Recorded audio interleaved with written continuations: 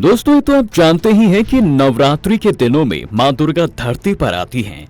ऐसे में मान्यता है कि इन पावन दिनों में जिन बच्चों का जन्म होता है वो बड़े ही भाग्यशाली होते हैं और जिन घरों में इन बच्चों का जन्म होता है वो घर भी स्वर्ग जितना पावन हो जाता है। आप ये भी जानते होंगे कि इन दिनों माँ के 9 रूपों की पूजा की जाती है। ऐसे में पहले दिन मतलब जिस दिन माता शैलपुत्री की पूजा की जाती है उस दिन अगर आपके घर में पुत्री या पुत्र का जन्म होता है तो वो बच्चा माता शैलपुत्री की तरह ही लंबी आयु वाला होता है और उसका शरीर पहाड़ों जितना ताकतवर होता है। इस तरह से ये बच्चे कोमल मन और स्वभाव के साथ शरीर से हेल्दी होते हैं। मान्यता है कि नवरात्रि के पहले दिन जन्मे बच्चों की रक्षा माता शैलपुत्री खुद करती हैं और उन्हें हर बड़ी से बड़ी मुसीबत से बचाती हैं। वहीं अगर नवरात्रि के दूसरे दिन यानी जिस दिन माता को ब्रह्मचारिणी के रूप में पूजा जाता है उस दिन अगर किसी बच्चे का जन्म होता है तो वह माता की तरह ही तेजस्वी व जीवन में लगातार तरक्की करने वाला होता है। माना जाता है कि ऐसे बच्चे को सफल होने से कोई नहीं रोक पाता। ये बच्चे अपने माता पिता की तरह ही ईमानदारी से आगे बढ़ते हैं और जीवन को एक सही दिशा देते हैं। ऐसे बच्चे घर में हमेशा सबके दुलारे बने रहते हैं। फिर है नवरात्रि का तीसरा दिन।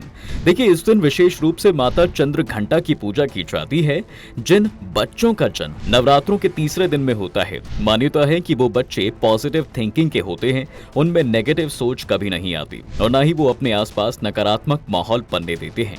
ये बच्चे हमेशा अच्छे सोचते और अच्छा कार्य करते हैं, ना तो ये किसी का बुरा करते हैं और ना ही किसी को धोखा देते हैं। ऐसे बच्चों पर मां चंद्रघंटा अपनी विशेष कृपा दृष्टि बनाए रखती हैं। ये बच्चे समाज में अपने परिवार का नाम रोशन करते हैं।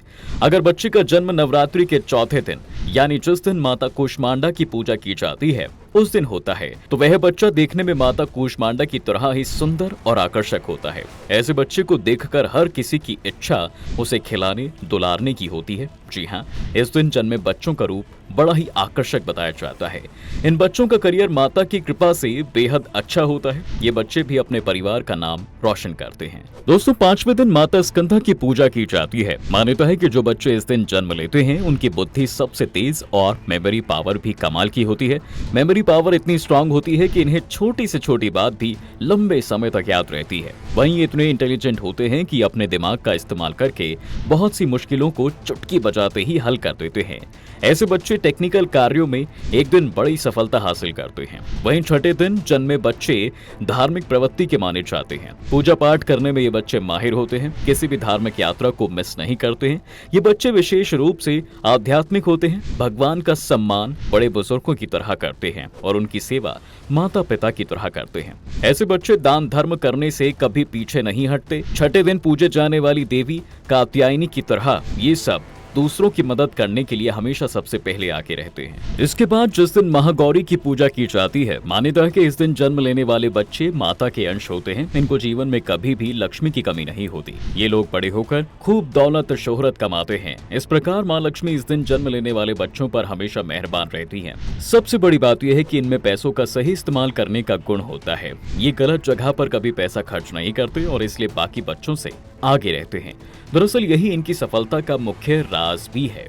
उसके बाद नवरात्रि के अंतिम दिन यानी जिस दिन माता की पूजा सिद्धिदात्री के रूप में की जाती है, अगर उस दिन किसी बच्चे का जन्म होता है तो माना जाता है कि ऐसे बच्चे अजनबियों से बड़ी जल्दी घुल मिल जाते हैं। दरअसल ये बच्चे मिलनसार प्रवृत्ति के होते हैं, बस स्वभाव से बड़े अच्छे होते हैं, परिवार और दोस्तों को साथ में लेकर चलते हैं, किसी एक के लिए कभी किसी दूसरे को नहीं छोड़ते बल्कि सबको साथ लेकर ही चलते हैं। इसलिए इन्हें सिर्फ घर परिवार में ही नहीं बल्कि समाज में भी बहुत इज्जत मिलती है। ये बच्चे पढ़ने लिखने में भी तेज होते हैं, इसलिए हमेशा स्कूल और कॉलेज में टॉप करते हैं।